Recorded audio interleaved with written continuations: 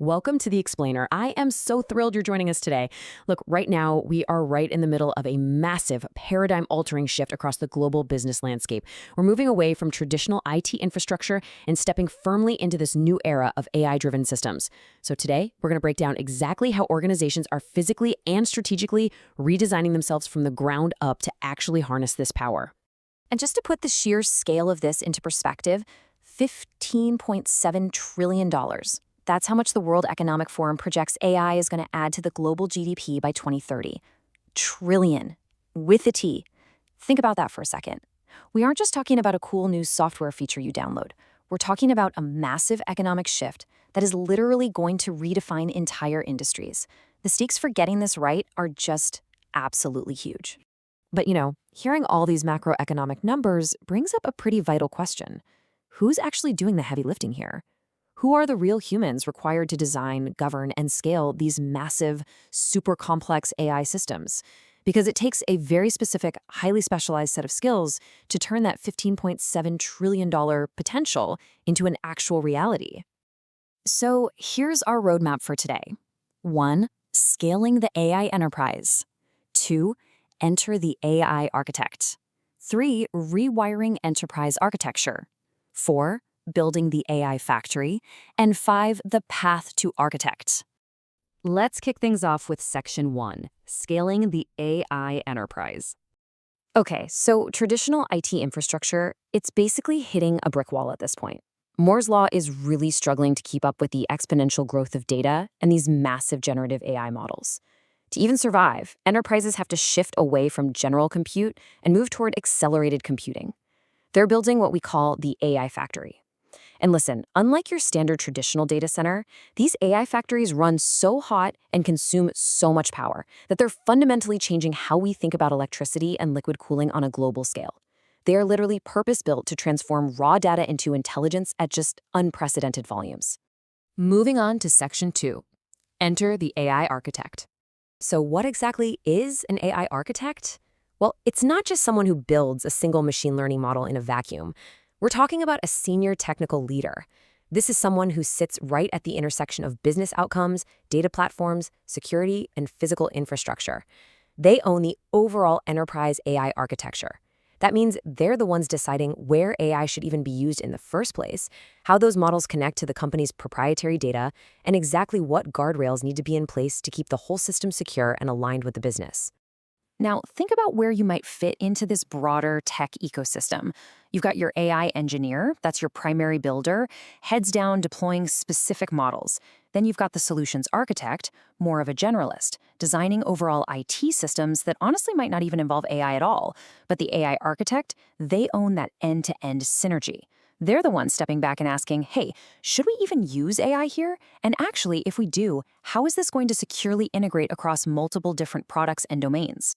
Section 3, Rewiring Enterprise Architecture. Traditionally, enterprise architecture relies on 4 main layers, right? At the very top, the business layer dictates the goals. Below that, you've got the data layer handling massive storage and governance. Then the application layer steps in to manage microservices and APIs, and all of this is resting heavily on that foundational technology layer, your cloud, networks, and hardware.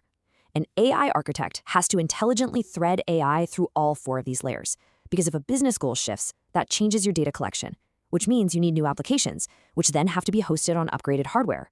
It is all deeply, deeply interconnected. But here's what's truly fascinating to me. AI is actually fundamentally transforming the practice of architecture itself. We're moving from this static, maybe quarterly review process into a dynamic, real-time practice.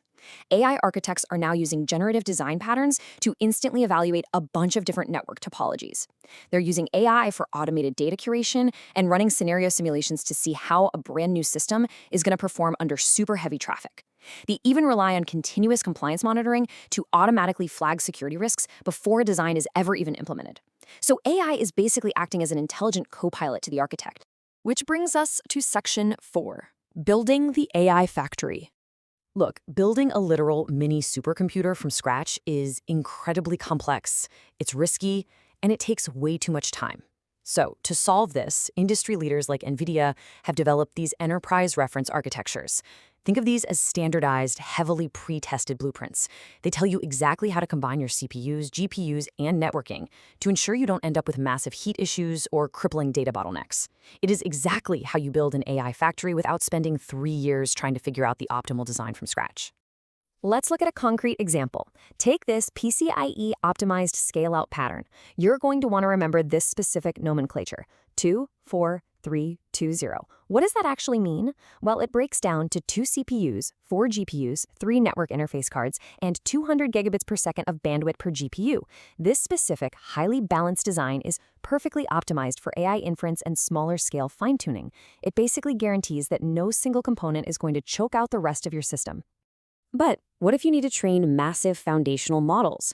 Well, that's when you shift gears to the 289-400 HGX scale-up design. That is 2 CPUs, 8 GPUs, 9 network interfaces, and a totally staggering 400 gigabits per second of bandwidth. When you're training at that massive size, you need multiple servers acting together as one single, cohesive, giant GPU. And that is exactly what this configuration pulls off, using some really advanced baseboards to allow for unprecedented computational scale. Now, to actually make those hardware configurations hum, you absolutely have to master your networking directions. Think of east-west traffic as the massive, high-bandwidth internal communication flowing between your GPUs. If this bottlenecks, your entire model training basically crawls to a halt. On the flip side, north-south networking handles all the communication outside the cluster. We're talking about securely ingesting vast amounts of storage data and pushing out external results. Both are completely critical, for sure, but they serve entirely different functions inside the AI factory. Finally, Section 5, the path to architect. So, how do you actually get there? Becoming an AI architect definitely takes time and some very intentional career progression. In your first couple of years, you're really just building your foundations: Python, SQL, basic machine learning. Then, from years 2 to 5, you're usually working as an applied ML or data engineer, where you're actually taking models out of those experimental notebooks and putting them into real-world production. Between years 4 and 8, there's a big shift. You move into systems thinking, focusing on APIs, cloud costs, cross-service design. And finally, right around that 7 to 10-year mark, that's when you step into true enterprise AI ownership, managing these massive platforms and setting the governance standards for the whole company. And to make that journey, you're going to need to master 4 critical skill pillars. Because coding alone, it's just not going to get you to the architect level. Yes, obviously, you need the technical, AI and data skills. But you also need deep functional knowledge of cloud architecture and MLOps. You absolutely must understand governance and security, so dealing with data privacy and model risk. And crucially, you need the business and leadership skills to actually manage stakeholders and define the strategic roadmap for the enterprise. And hey, if you put in the work to master those 4 pillars, the market absolutely rewards you for it. Roles that require these highly specialized AI architecture skills command, on average, a 28% compensation premium compared to similar roles without the AI expertise. In the US alone, the average AI architect salary sits around $187,000 a year. And honestly, it frequently goes way higher depending on your experience and what sector you're in. So your ambition in this space, it is highly, highly validated by the market demand right now. I really love this quote because it just perfectly hits the nail on the head regarding the profound responsibility of this role. You are the person who has to see the whole system, the messy data underneath, the models on top, the platforms they run on, and the people whose work and lives are affected by them.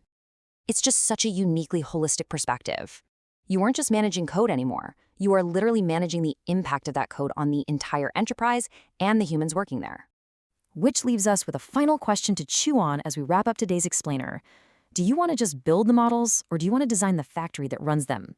Because if thinking about system-level design, global impact, and scaling physical and digital infrastructure gets you excited, then the path of the AI architect might just be your next great career move. Thank you so much for joining me today to explore the blueprints and the metal of the AI enterprise. Keep learning, keep building, and I'll see you next time.